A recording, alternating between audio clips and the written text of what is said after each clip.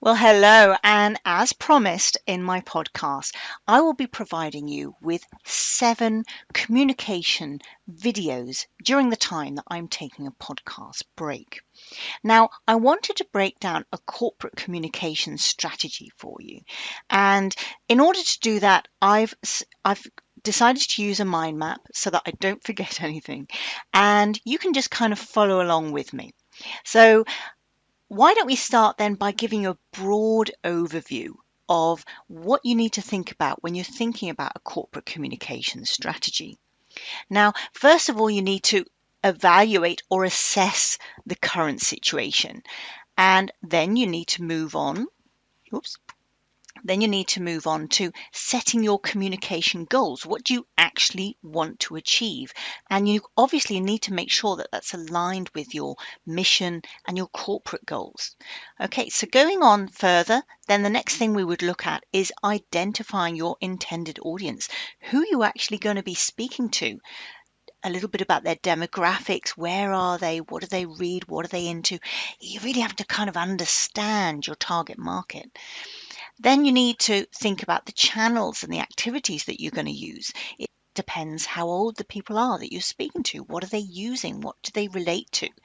And then I want you to really think about developing and really testing and experimenting with messages. Finally, I want you to really sit down. I know nobody likes this part, but sit down and really make an action plan. Think out a schedule. Who's doing what and when? And finally, it's really important to do this part, even though it's maybe not so sexy for people like me, but it's important to evaluate what you're doing and modify your plan. By looking at the statistics, by looking at your exposure, your reach, you will know whether you're on track or not. But you have to be measuring and improving the whole time. It never stops. Okay, so let's start at the beginning, shall we? Today I want to talk to you about assessing where are you right now. So let's look at that a minute. So I think you can maybe expect to learn here a little bit about research and a little bit about getting that big picture. Okay, so your research will basically be primary. That means, doing your own research. Secondary, it will be a mix often between formal and informal, and you might need a sounding board. So let's look at these in detail, shall we? The primary is all about asking questions. Who, what, how, when, why, whether. What do they need to know? Who are you talking to? How are they going to access the information? When are they likely to access the information? Are they going to access it because they have a specific need? Or are they going to be kind of at the beginning of their employment? Sometimes when onboarding programs are not that great, sometimes people have a lot of time on their hands and they might just be kind of wandering around in the intranet trying to find the information they need. It all depends how people are going to access that information. So when you're asking questions, be aware that there are different types of questions for different kinds of situations and different kind of sensitivities. So be sure to ask some open and some closed questions and be aware of the intercultural implications of asking very open questions in some cultures might have a different reaction to an open question in another culture. I'll cover that in another video in the future. You need to make yourself really approachable. So when you're asking questions, you need to be open. Yeah, what's your body language? And, lean into people and give them the time to express themselves. Don't finish their sentences. Don't assume. Don't cut them off. Certainly no interrupting if you're really interested in the answer. Be genuine and take some time. Don't rush people. You don't get the best out of people when you're rushing them. So let's look then a little bit about observation skills when you're talking about primary research for your evaluation of the current situation.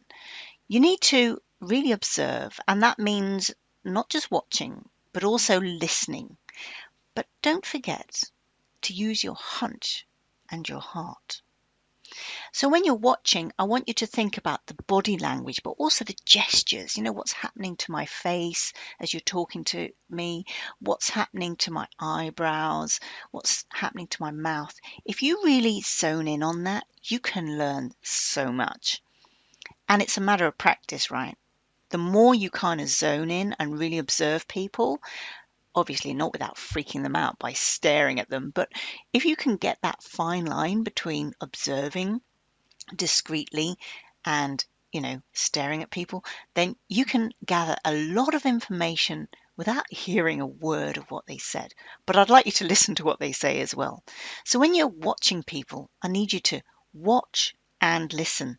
Now this might sound simple. You think, well, we do that all the time, but actually most people aren't that great at both. So really try to focus on listening, not just what is being said, but how it is being said.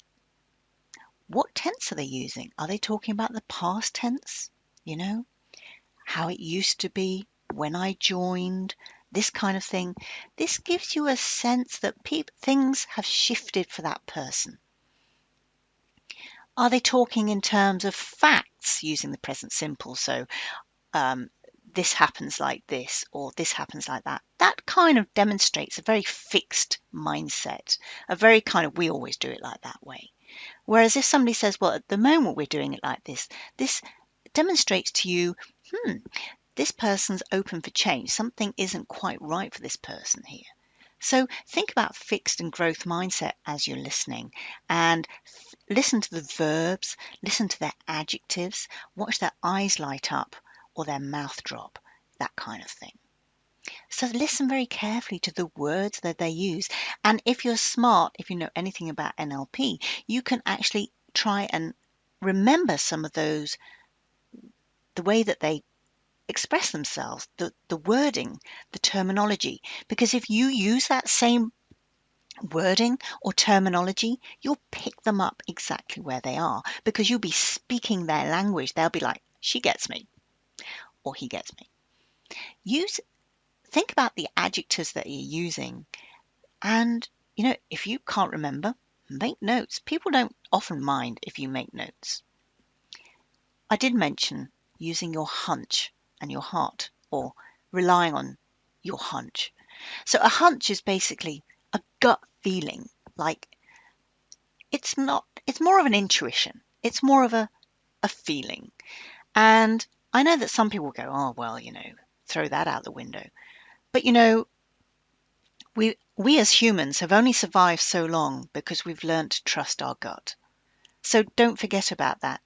And remember to communicate with your heart, and that will come over in that way. So let's move on now to secondary research. Now, this isn't asking the questions and speaking to people on the ground floor. I'm talking about people on the production line or the coders or, the people that are making it happen, but also the management level staff and, maybe some, advocates that are out there, kind of behind you. And it might be some very unlikely characters. Secretaries, for example, often know everything. Like, if you've got a question, ask her. Find out who that person is and make sure that you're on board with them. So, when it comes to secondary research, we need to think about in-house and public access. So in-house, you might be talking to team members. It might be people outside of your team, but it will be in-house.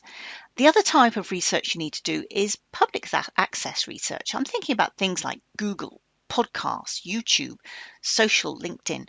What's being said about your organization? And what are your staff saying about your organization? Go to places like Glassdoor and some of these other evaluation portals and get a feel for what's being said about your organization, because that communication already exists. Your job is to counteract that if you don't like it, or magnify it if you do like it.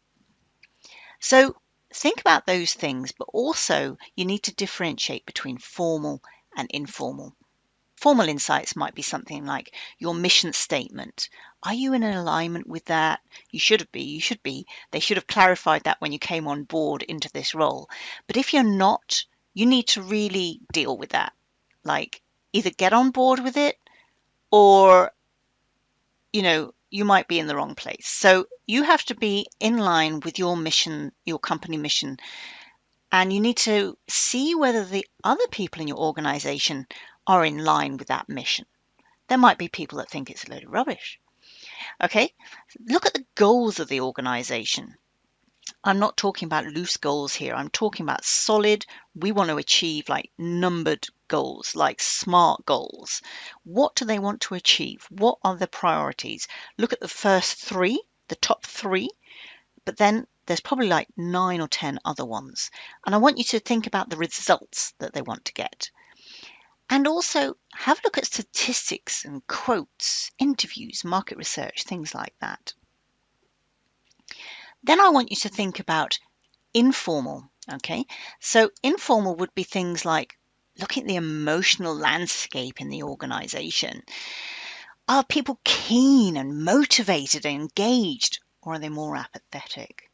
Are they proactive, looking for ways to improve systems and processes and procedures? Or are they maybe a little bit like hostile, negative, cynical, sarcastic, that kind of thing? Or are they open and honest? And this is where your observation skills come in really handy, because people aren't going to come up to you and say, oh, I'm really hostile, but you can pick it up on their body language. Then I want you to think about informal options. I'm thinking about things like the water cooler and the canteens. The smokers are a great source of information. After work meetups, maybe they're in a club, like a sport club, maybe they go to the gym together, or maybe they just meet for a coffee break. Sometimes a coffee break in an organization can be just like in the kitchen having a chat. And sometimes they have like a nice area where you can really chill out. Wherever it is, coffee is a place when people are like, they've let their guard down a bit, they're trying to relax, and you can get to know people very, very well. Either any food related thing, really, eating lunch or drinking coffee or a beer after work.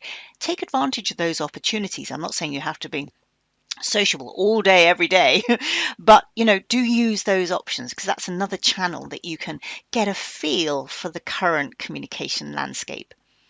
And then I want you to look at the big picture, right? The big picture means looking at what's happened in the past. Oh, I think you're the other way around. In the past, the present, and the future, or the past, the present, and the future.